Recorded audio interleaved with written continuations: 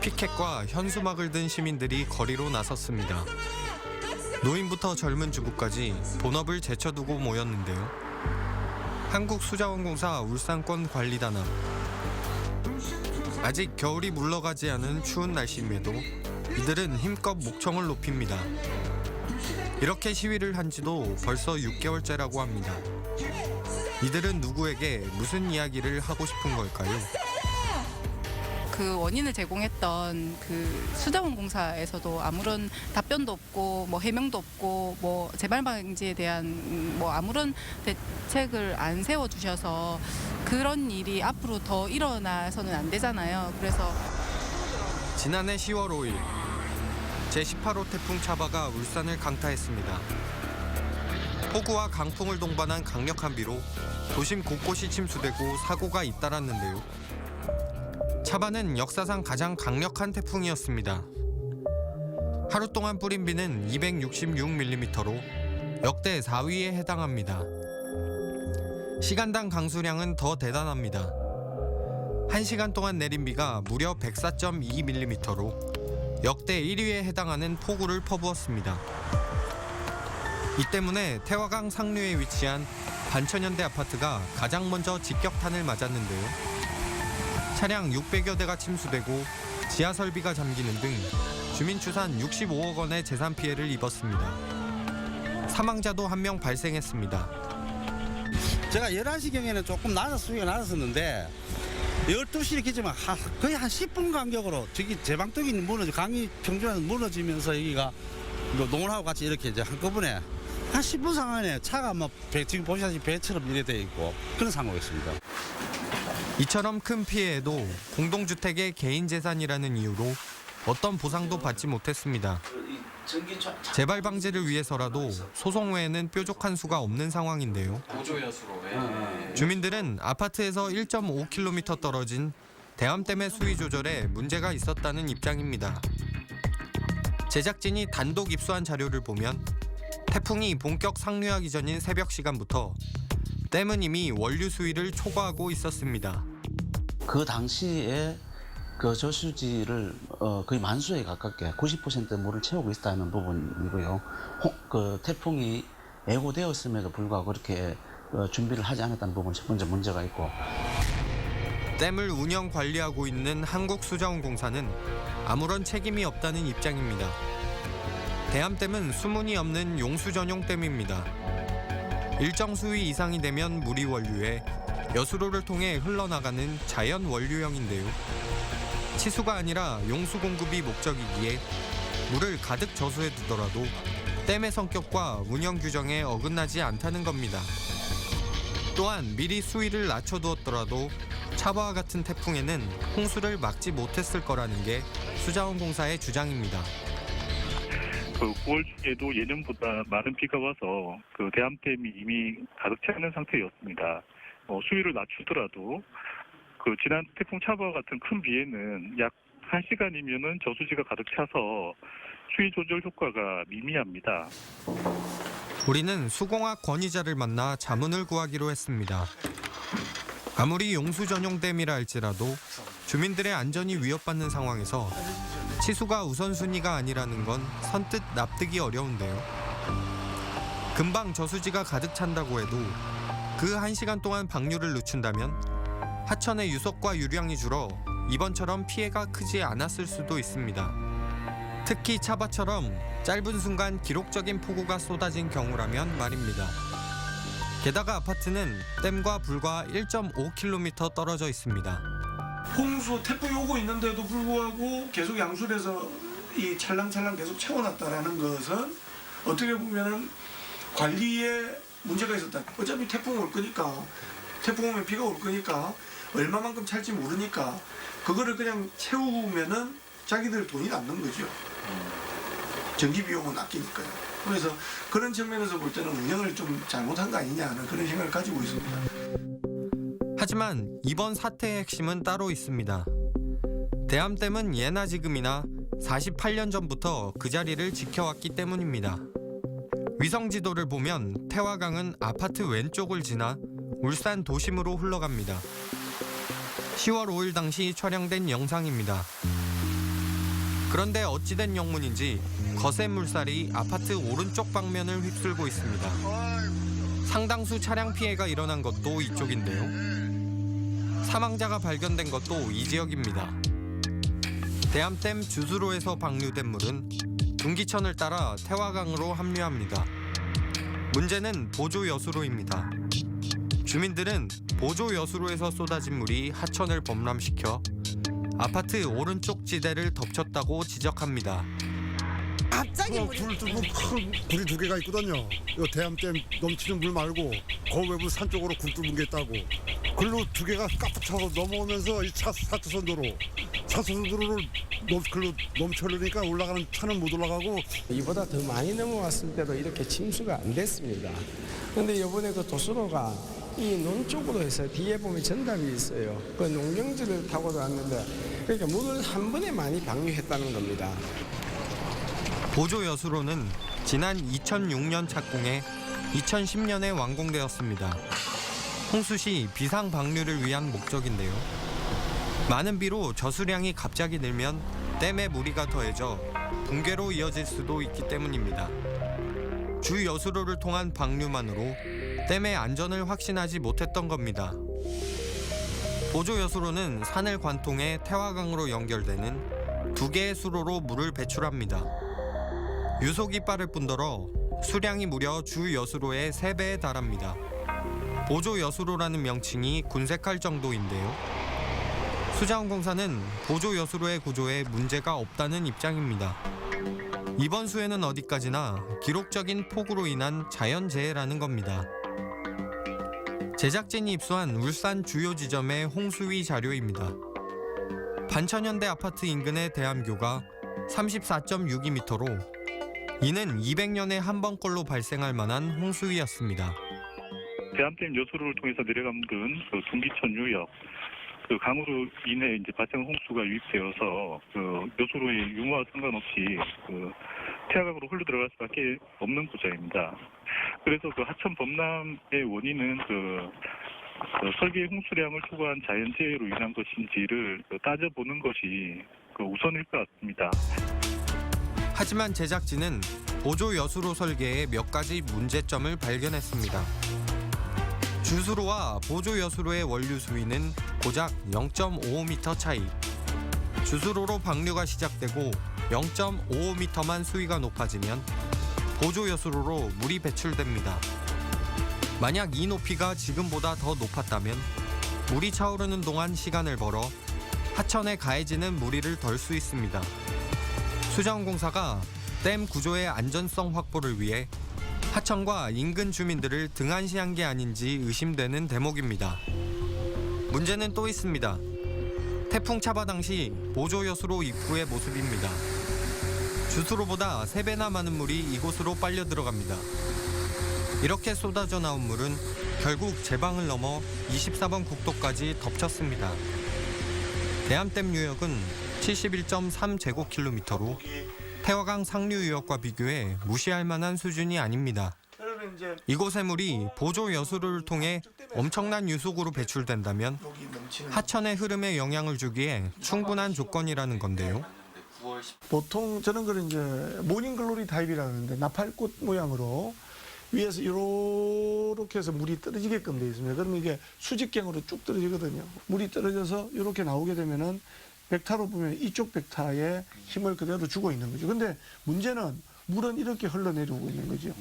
그러면은 얘가 합력에 의해서 요 두 개의 합력은 이쪽 방향으로 물이 틀어질 가능성이 매우 클 뿐만 아니라 요 보가 있기 때문에 보가 저류 역할을 해줘야 되는데 편심을 먹는 거죠.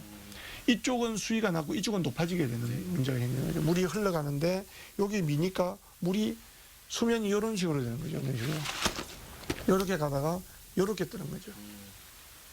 이렇게 미니까 이렇게 가주면은 상관없는데 이렇게 미니까 이렇게 되면서 이쪽이 제방 쪽으로 넘어가면서 원류가 돼서 이쪽으로 물이 쑥 들어가 버리는 그런 현상이 발생했을 가능성이 클 것 같습니다.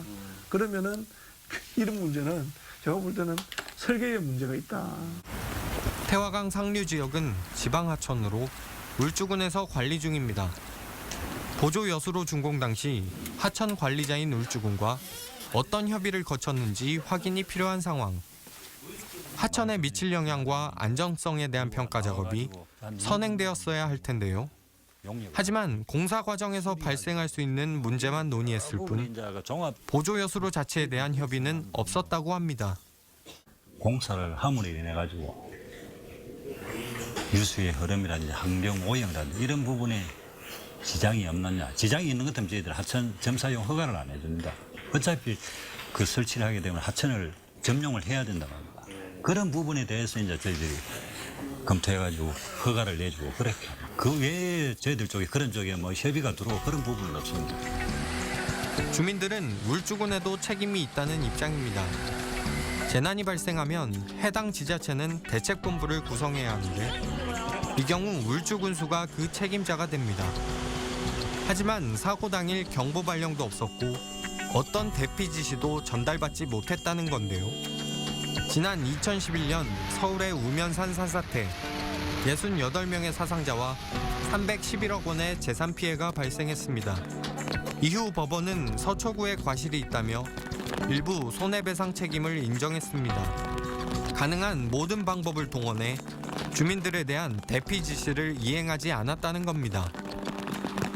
엄청난 물이 넘어가지고 바로 하천으로 가고 있는데 그 바로 밑에 1km 정도밖에 안 되는 곳에 살고 있는 주민들에게 아무런 대피 방송 또는 아니면 뭐 대피 매뉴얼이 작동이 되지 않는다는 것은 그거는 잘못이 있다고 보는 거죠.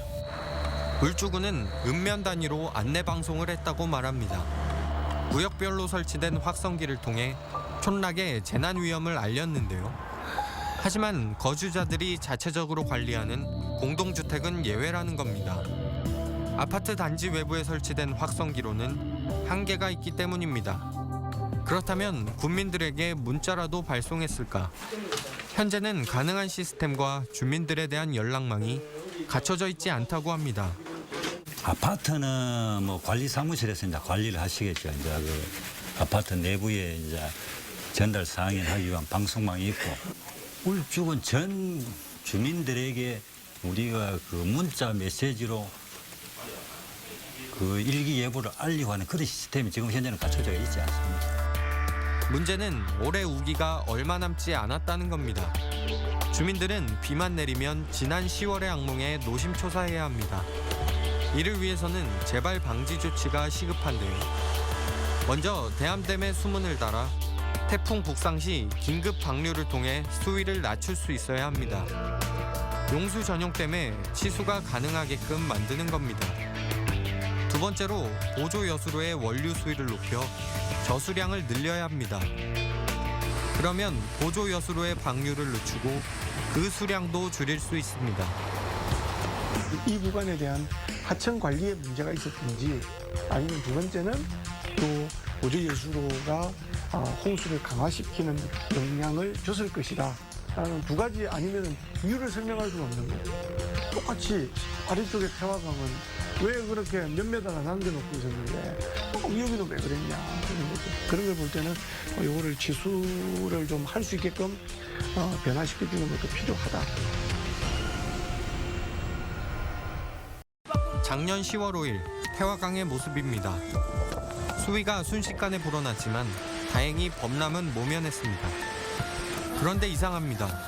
도심의 태화시장 일대가 완전히 물에 잠긴 겁니다.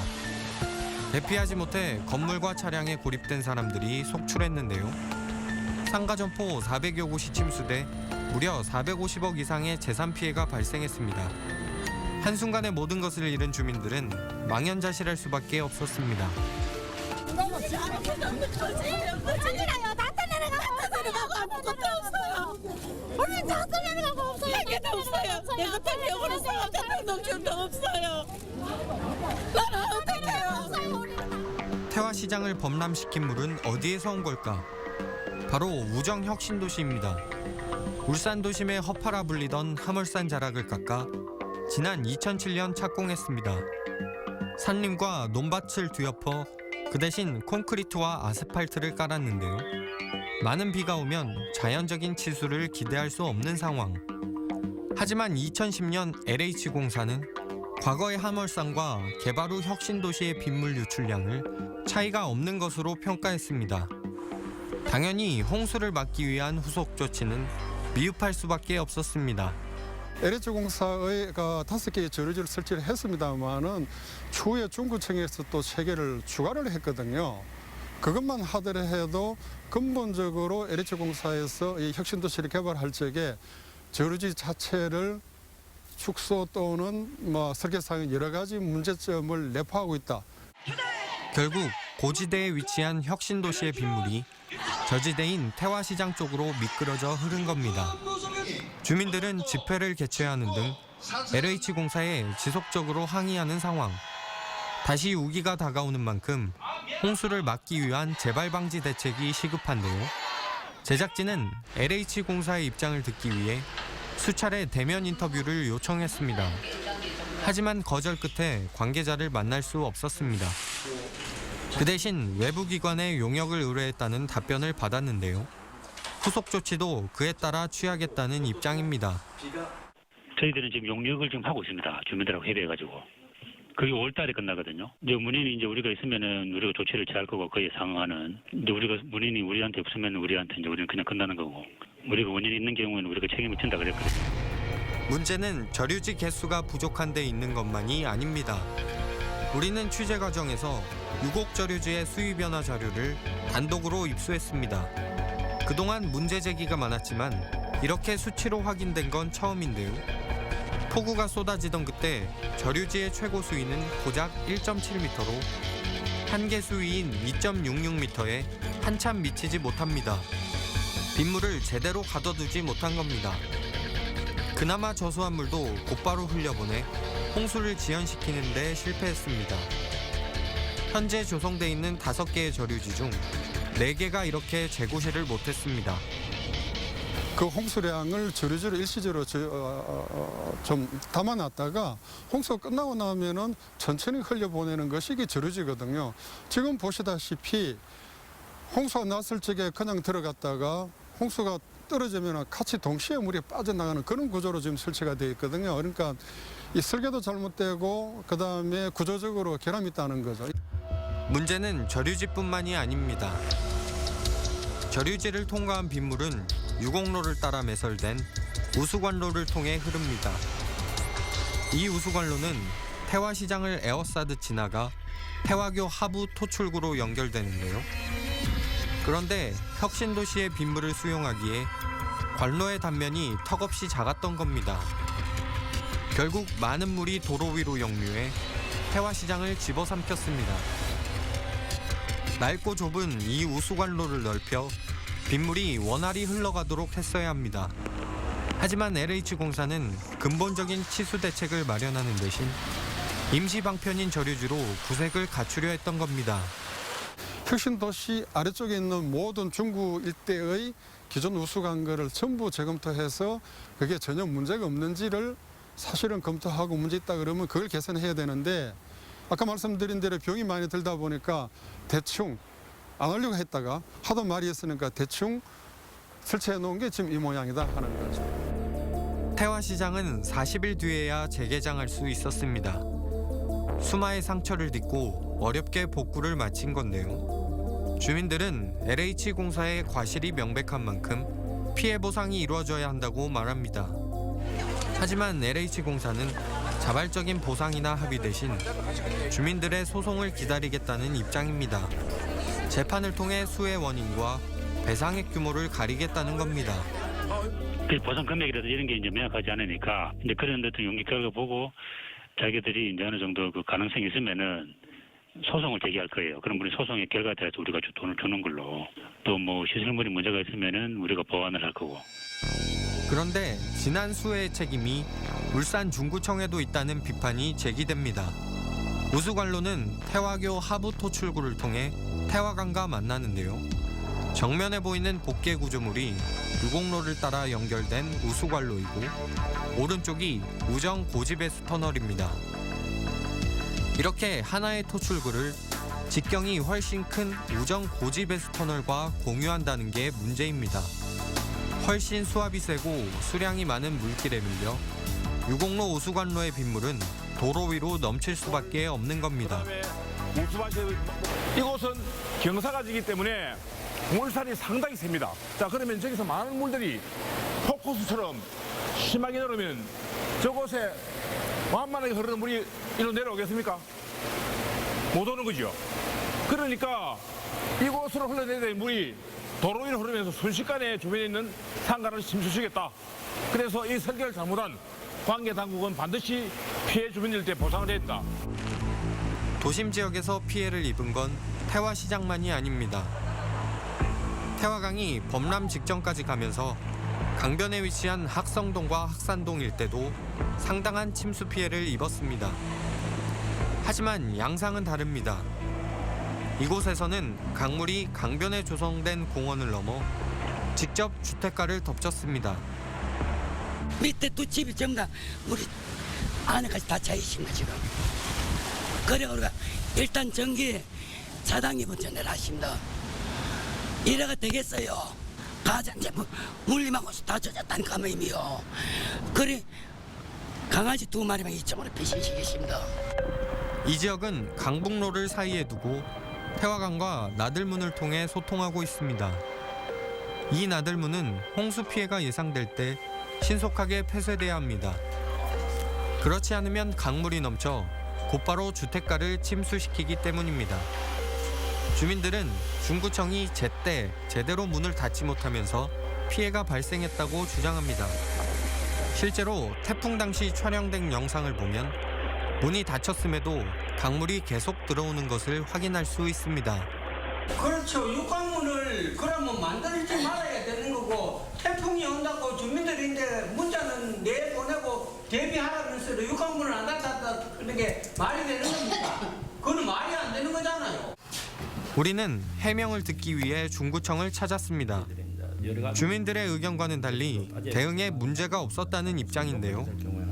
재난조치 매뉴얼에 따라 수위가 2.3m를 넘은 오전 11시 37분 문을 닫기 시작해 12시 10분에 폐쇄를 완료했다는 겁니다. 그러면서 육관문 폐쇄 시점을 결정하는 기준은 해발 수위라고 밝혔습니다. 우리 행정에서 하는 부분은 이제 해수면 기준에서 저희 수표를 지금 기준을 하거든요. 그래서 현장만 좀 알면은 저희들이 육관문 자체는 우체들은 저희들이 행정이 하면서 주변에 있는 상황에 따라 저희들이 조치를 하기 때문에 제때 그 부분은 우리 이제 구에서 남대로 그거를 판단해가지고 저희들이 닫았다고 그래 생각합니다. 기준에. 하지만 이는 취재 결과 사실이 아닌 것으로 확인됐습니다. 당시 현장에 있었던 주민이 제보한 사진입니다. 여전히 문이 제대로 닫히지 않아 거센 물살이 주택가로 밀려 나옵니다. 촬영된 시간은 12시 22분. 떨어질 수가 있기 때문에 문이 뒤틀려 있어요 지금. 이가 육관문이 내려와 있긴 하지만 양옆의 틈으로 강물이 무섭게 쏟아집니다. 주민들에 따르면 이후 중구청은 굴삭기까지 동원했다고 합니다. 하지만 결국 문을 제대로 닫는데 실패했다고 하는데요. 중구청의 거짓은 또 있습니다. 제작진이 입수한 차바 내습 당시 태화강의 수위표입니다. 중구청은 매뉴얼에 따라 수위가 2.3m를 넘은 11시 37분에 문을 닫기 시작했다고 말했습니다. 그리고 이때 해발 수위를 기준으로 삼았다고 밝혔는데요. 만약 해발 수위가 아니라 태화교의 수위가 기준이 된다면 그보다 50여 분이나 앞선 10시 50분경에 나들문을 닫았어야 합니다. 그런데 취재 결과 재난 매뉴얼은 태화교의 수위를 기준으로 작성된 것이 확인되었습니다. 2013년 매뉴얼 작성 당시에 재난 담당 주무관이 중구의회에서 직접 그렇게 진술한 겁니다. 또한 울산 남구도 현재 2개의 나들문을 관리하고 있는데요.